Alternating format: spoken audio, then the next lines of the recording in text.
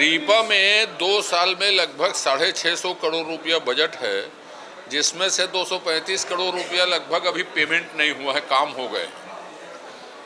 ये तो बजट से है। उसके अतिरिक्त उससे कुछ कम राशि 500 करोड़ रुपये के आसपास मनरेगा से, रूर्बन मिशन से, डीएमएफ से, एसबीएम से, ऐसे स्वच्छ भारत मिशन से, ऐसे बहुत सारे मदों से और राशि व्यय हुई है। आप जाके देखेंगे तो कहीं मशीन ले लिया गया है, जगह नहीं है, जगह है तो उसमें मशीन नहीं है। कौन सा पैसा किस में बुक किया है, कौन सा पैसा किस में बुक किया, आप जाओगे तो पता नहीं चलेगा कि कौन से मनरेगा से हुआ है, कौन सा एसबीएम से हुआ है, कौन से रूर्बन मिशन से हुआ है। अब 2 करोड़ रुपये के प्रोजेक्ट बनाने के लिए 80 लाख रुपया, किसी में 50 लाख रुपया सिर्फ प्रोजेक्ट बनाने के लिए खर्च हुए हैं। कई जगह संचालन कौन कर रहा है उस टोटल रीपा का, उसकी कोई समिति बनी है, इसका अता पता नहीं है।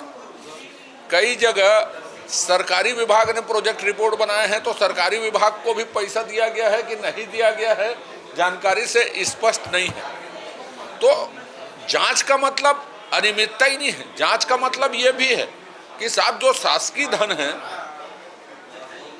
रूर्बन का उसमें खर्चा नहीं हो सकता, मनरेगा से क्या खर्चा होगा, उसमें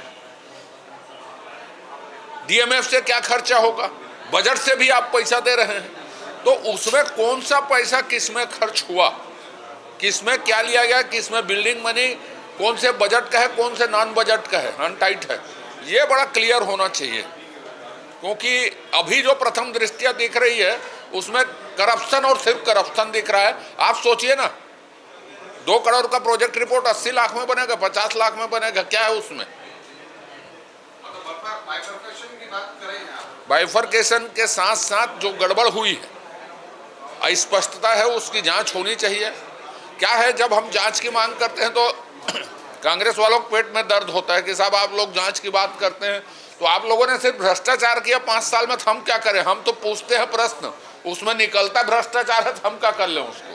धर्मांतरण रुके या ना रुके, लेकिन सरकार का तो दायित्व है कि कहीं की डेमोग्राफी किन्हीं हरकतों के कारण न बदले और नापाक हरकतें रुकनी चाहिए। भोले भाले लोगों का बेवकूफ़ नहीं बनाना चाहिए, और इसलिए एक अच्छे कानून की ज़रूरत तो है छत्तीसगढ़ में।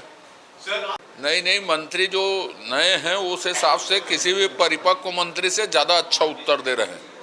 वो मंत्री बनने का कोई कारण नहीं है। दुनिया को मालूम है कि सिर्फ 15% लोग ही मंत्री बन सकते हैं। तो पार्टी संगठन जिसको उचित समझती है उसको मंत्री बनाती है।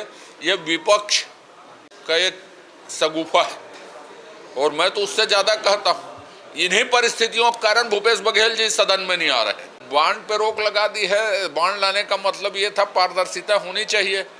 सुप्रीम कोर्ट जो है और कोई उसका विकल्प सुझाए कि, चूंकि मैंने पूरा बहस नहीं सुना है इसलिए मैं उसमें ज़्यादा नहीं कहूँगा, लेकिन उसको लाने के पीछे पारदर्शिता थी। यदि उसमें कहीं और सुधार की ज़रूरत है तो होगी, आगे चल के निरंतर सुधार हो चुनाव में, ये हम सबकी इच्छा है। महंत जी ने कहा है, ऐसा है, मोदी जी का खेल, मोदी जी की आलोचना, जातिगत जनगणना, मोहब्बत की दुकान, ये 3-4 उनके तकिया कलाम है राहुल गांधी और कांग्रेस के। तो ये कोई टिप्पणी नहीं है, ये कोई प्रतिक्रिया नहीं है, ये कांग्रेस का तकिया कलाम है जो महंत जी बोल रहे हैं वो।